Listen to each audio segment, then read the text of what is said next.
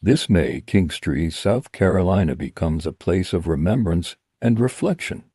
Join us for a powerful two-day commemoration marking the 60th anniversary of Dr. Martin Luther King Jr.'s 1966 call to march on ballot boxes. Together, we honor the past, examine the promise, and shape the future.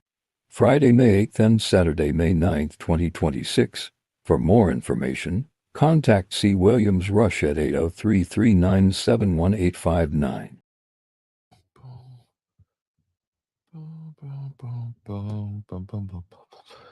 Yep. And again, guys, make sure you check out and come support the event on May 8th. That's going to take place in Kingstree, South Carolina.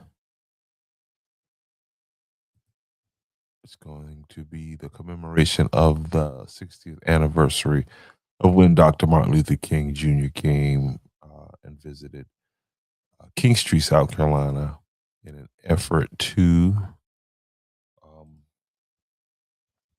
do what was called a march on the ballot boxes. And so here we are now in 2026, and we find ourselves at basically the same crossroad. So, trust and race, Georgetown County's open secret. And we're going to talk about that a little bit more tonight. Not going to take a long time. I want to get some thoughts. This thing is really, it's bigger than what the reaction is when it comes to that vote that took place with the Georgetown County School Board. It's getting late, so excuse me. So let me get into what I want to talk about. Let me express my overall point, because Georgetown County has a serious race problem. And it has this problem in institutions, and key vital institutions. Example being the 1969 order of desegregation with the school districts. Okay. And the fact that the school district just voted unanimously to continue under that order. And some of the reasons why council members chose to continue under that order is that trust. They all cited a trust issue. Most of the board members who cited that trust issue preside over predominantly Black communities. And so there's a problem when the community doesn't trust the school board. There's a huge problem there.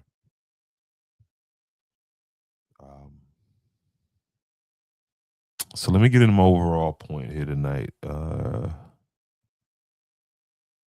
I don't want to sit here and just complain and complain and complain, because criticism without solution is just noise. So let's deal with 5 points that I would like to talk about where Georgetown County School District should be trying to implement if they're really serious about moving forward. The real issues is not the fact that that order is still in place. That's not the problem. Georgetown County School District should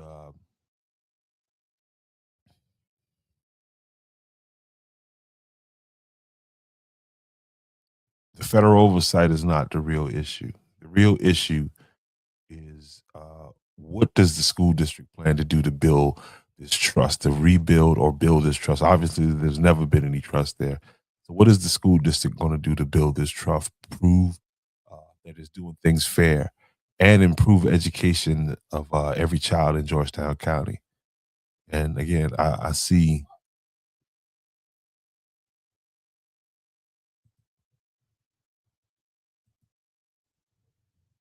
somebody reach out to a board member, and let's talk about these 5 points that need to be addressed in order to try to rebuild or build some trust, some real trust between the community and the school board.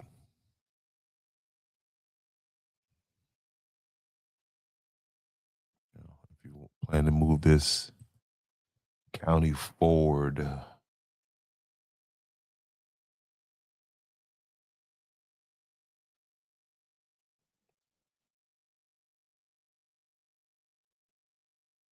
again, what is the plan to do this in Georgetown County for every student? Point one, student assignment.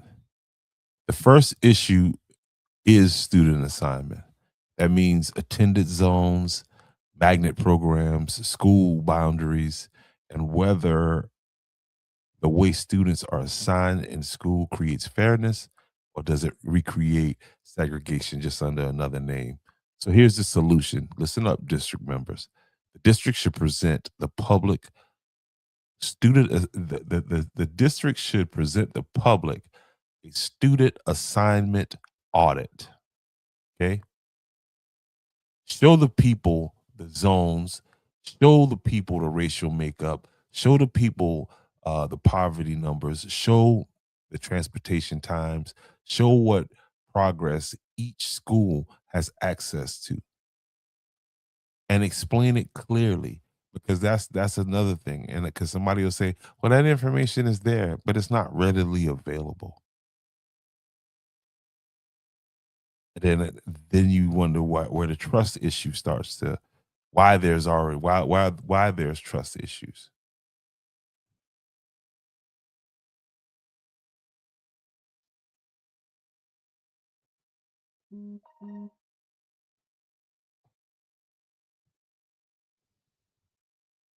And explain it clearly, like I said. Explain the attendance zones, how the attendance zones are helping equity or hurting equity.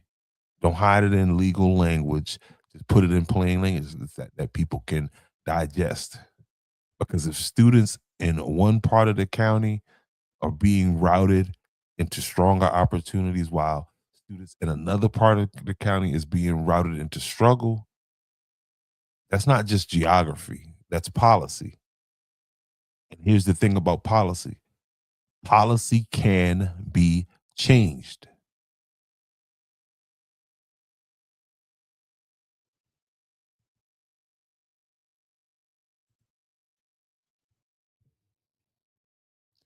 Point two, faculty assignment. And these are suggestions. These are, you can take these. I don't need credit. You can just take these and use them because there is no apparent plan. So I want to do what I can to help foster some kind of a plan. Okay. Faculty assignment, because these are some of the things that came up that need to be addressed to move the county forward.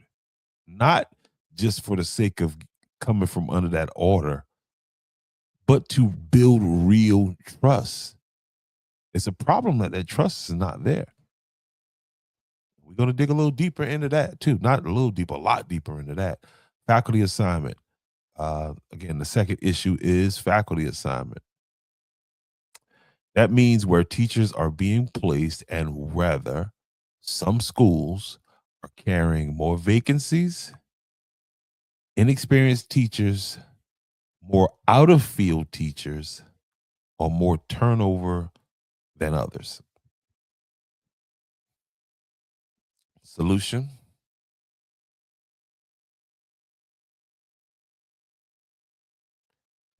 the district should release a school by school staffing equity report. Show teacher vacancies, show teacher turnover, show the years of experience, show certification status, show out of field teaching, show How many advanced course teachers in each school? And if Andrews, Carvers Bay, and Georgetown are struggling with more staffing than Waccamaw, then say it plainly. Then create incentives to fix it.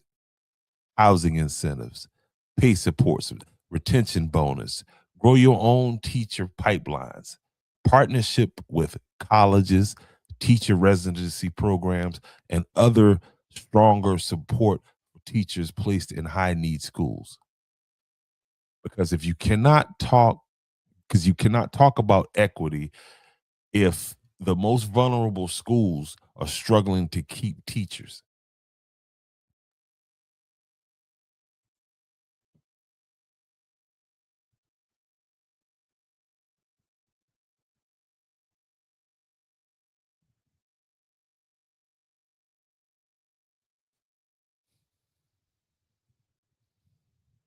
Staffing assignments that includes principals, administrators, guidance counselors, support staff, the people who actually shape the school's culture every day. Here's a solution to that. The district should, again, just being transparent is a big part of this. Is I hope you guys are seeing this. And you're probably going to say, well, this information is already out there. Then what you probably need to do is hold a forum, use some of that video, audio, video capability that you have, and do some breakdown, some 10-minute videos breaking this down, speaking directly to the public on these issues. But let's talk about staff assignment.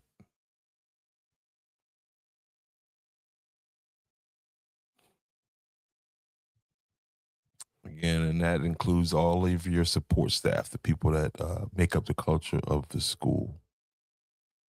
Okay. The solution in this case is the district should do a leadership and support staff review of at every school. How many counselor does each school have? How many interventionists? How many mental health support? How many assistant principals? How many reading specialists? How many career coaches? How many discipline supports? How many patient liaisons? Because a school is not just a building with teachers inside of it. We all know this. The school needs a full support system. And if one of the school has a stronger support network than the other, um, and the others are left trying to survive, then we already can see and understand why the trust and support system, there is no trust there as it is right now. So the district really needs to make sure with, you know, what the greatest needs are in these weaker schools and make sure that they're receiving them. Facilities and again, one of the gentlemen was already expressing, one of the board members was expressing some a few disparities in the facilities over in the Carvers Bay. But the fourth issues again is facilities. This is where a lot of people get frustrated because people can see buildings. People can see baseball fields. You know what I mean? They can see the outdated classrooms. They can see the old labs. They can see which schools have better technology, better athletic facilities, better courses that they're offering. Um,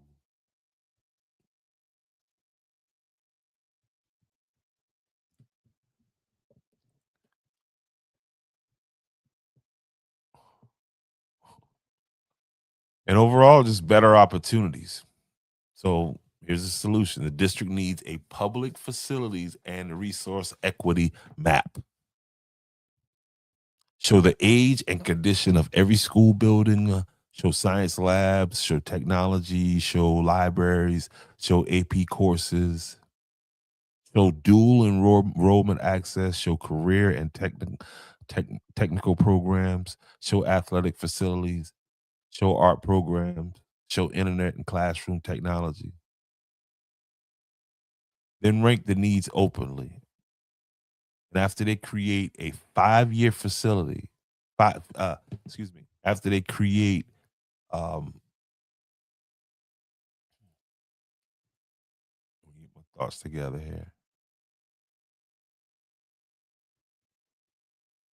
What I'm saying is, after they rank them programs, then create a 5-year uh, facilities and resource plan that prioritizes schools, communities, the schools and communities that have been waiting the longest.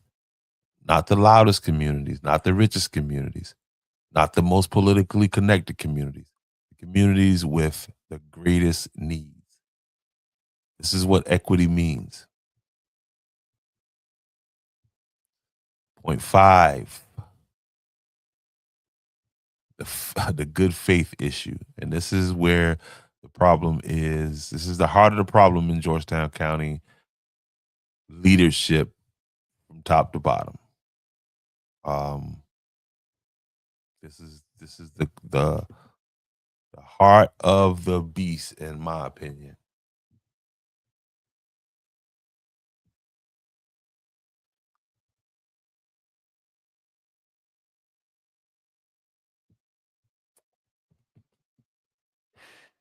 Good faith and no backsliding. And this may be the most important one of all, because to come from under that federal oversight, the district has to prove it will not go backwards. So the solution is not just a promise. The solution is a public accountability system. The district could create an equity dashboard that updates every year, and that's things like staffing, resources, student outcomes, discipline, attendance, graduation, college and career readiness facilities. And I know they're gonna say, "Hey, this stuff is already available out there." It's available for somebody like myself who's gonna go and do a bunch of digging. But just to the average person, trying to make it through the day, keeping their kids in school on the right path, that stuff is not readily available. And I think after 59 years, Georgetown County School District um, should feel like it's their duty at this point to figure out a way to build that trust.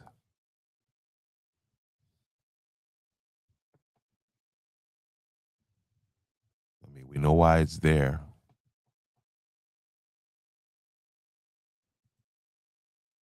Um, Also, this list should include parents' complaints, community feedback, and it should be put all in one place and let the public see it. Not where I got to dig through documents, download PDFs. Half of the links that you guys have on your Georgetown County School District website, a lot of the links don't work. It's just like you're not embracing the technology that's out here.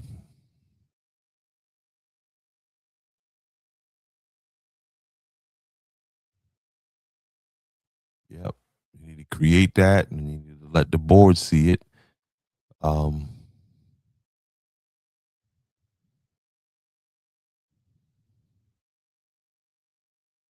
and these things that a lot of what the board does in secret is just kind of, I think it's unnecessary. You're elected officials, and um,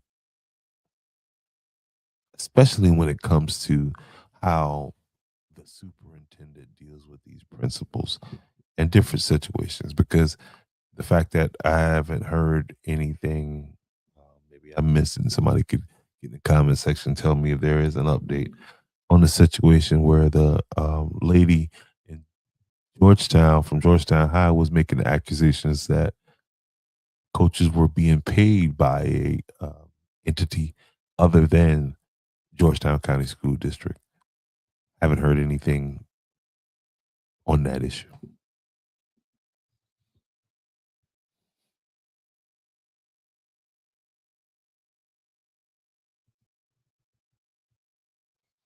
Let every school be measured by the same standard.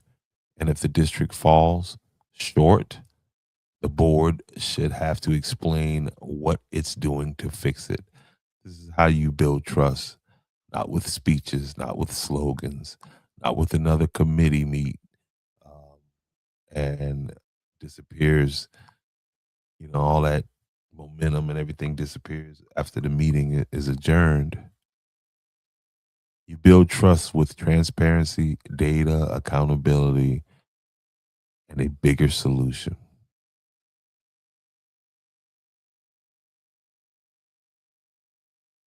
Bigger solution being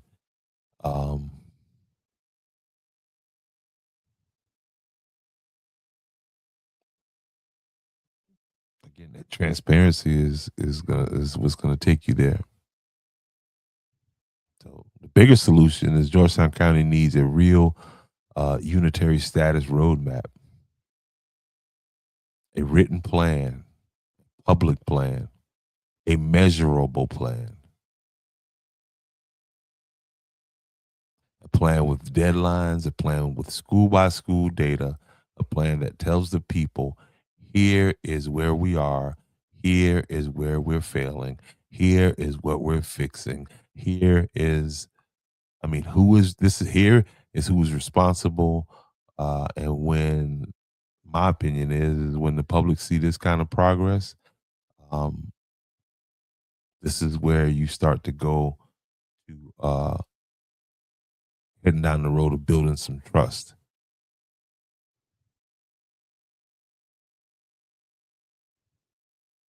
That's what leadership should have brought to the table because if the board says people don't trust the district, then the answer is not just to keep the order in place and move on.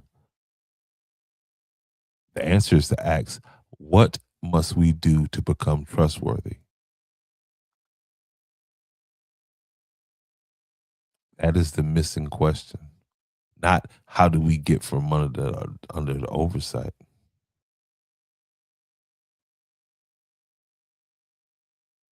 The better question is, how do we become the kind of district that no longer needs it? That is the solution because federal oversight is not supposed to be permanent substitute for leadership. And local control is not supposed to mean giving power back to the system.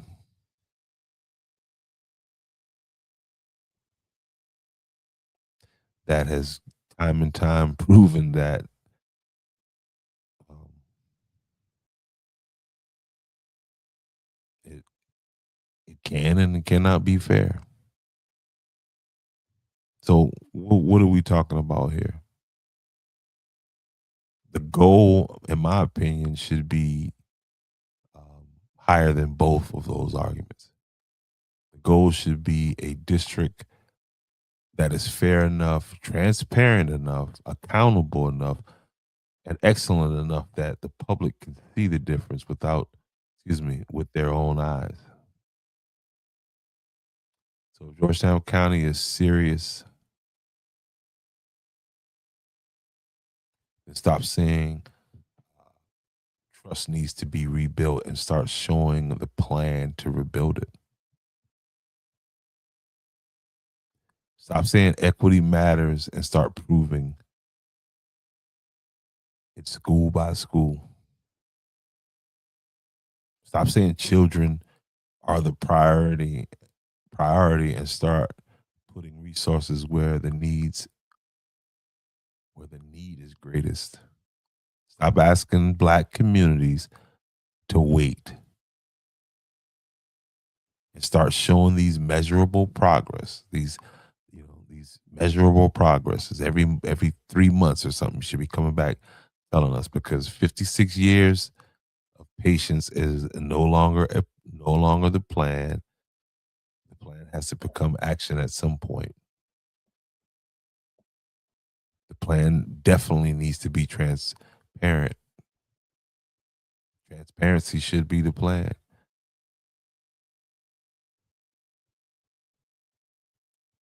This plan is also going to require some courage and some accountability. And if this current leadership cannot produce the kind of plan that Georgetown County needs to elect, I mean, Georgetown County needs to elect some people who can. So there you go. Some solutions. Do with it.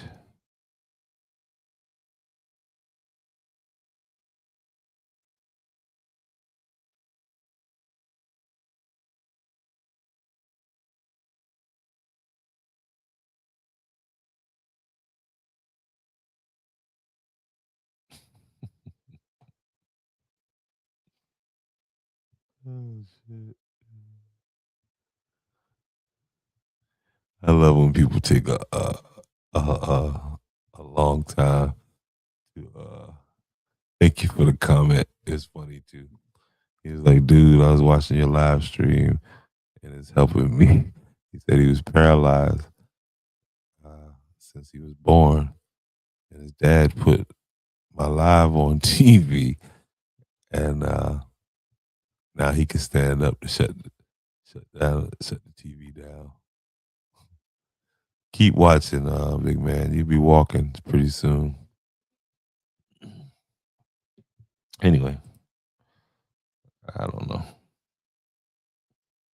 Get ready, Andrews. The Andrews Heritage Festival is coming October 31st. A day filled with community, culture, and celebration is on the way. Big energy, great people, and unforgettable moments. Save the date now and get ready.